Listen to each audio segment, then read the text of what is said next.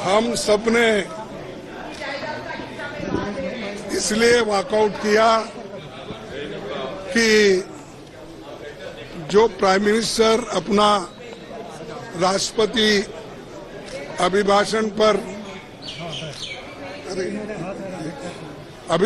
पर जो भाषण दे रहे थे, उन्होंने कुछ गलत बातें सदन को बताई,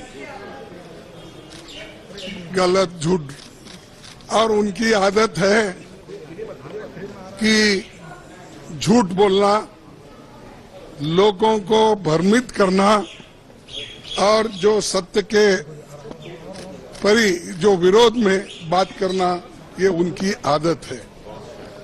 और मैंने सिर्फ उनको इतना ही पूछा कि जब वो संविधान के बारे में बोले कि आज लोग संविधान के लिए बचाने के लिए डंडोरा पीट रहे हैं, ऐसी बात उन्होंने कही, तो हमने ये कहा, देखो संविधान तो आप नहीं बनाए, संविधान के आप विरोधी थे, इसीलिए मैं वो क्लैरिफाई करना चाहता हूं कि कौन संविधान के फार थे, कौन संविधान के खिलाफ थे, किसने संविधान बनाया, किसने संविधान के खिलाफ बात किया, वो मैं उनके सामने रखना चाहता था।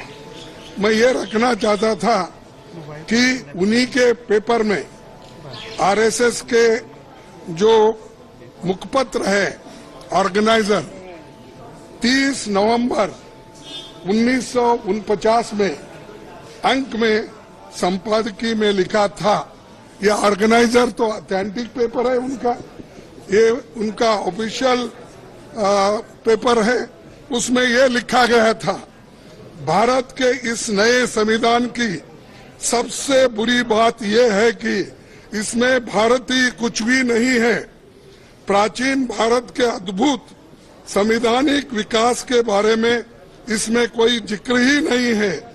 आज तक मनुस्मृति में दर्ज मनु के कानून दुनिया की प्रशंसा का कारण है। ये किसने कहा? ये ऑर्गेनाइजर ने, आरएसएस ने, जनसंघ के जो लोग थे उस वक्त उन्होंने कहा, और वे स्वयं स्फूर्ति आज्ञाकारित और अनुरूपता पैदा करते हैं। हमारे संवैधानिक विशेषज्ञों ने ये बात निरर्थक है, उन्होंने ये कहा कि यहाँ तक जो कॉन्स्टिट्यूंट असेंबली के मेंबर से किए हैं ये गलत है।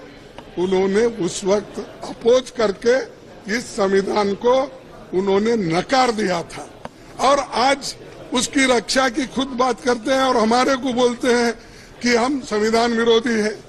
अरे खुद विरोधी है, जन्मता ही विरोधी है, शुरू से विरोधी है। इसको जब इसका जन्म शुरू हुआ उस दिन से इन्होंने बहुत से पुतले जलाए, अंबेडकर के, नेहरू जी के पुतले जलाकर रामलीला मैदान में उन्होंने ये सब काम किया। आज ये बोल रहे हैं कि हम संविधान के विरोधी हैं।